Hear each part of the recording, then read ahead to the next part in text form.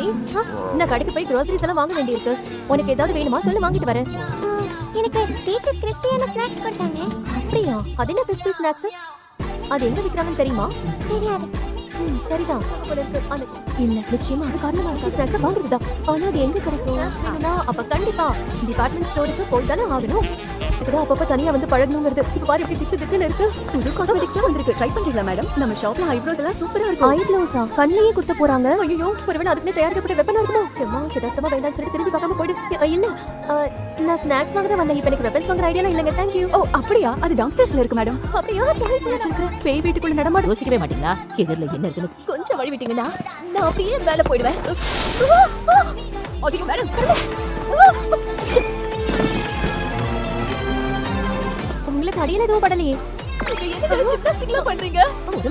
மாதிரி வளையுது. ரிஃப்ளெக்ஸ் எல்லாம் சம வேகம். இதெல்லாம் விஷயம் தெரியாதவங்க பண்ணவே முடியாது.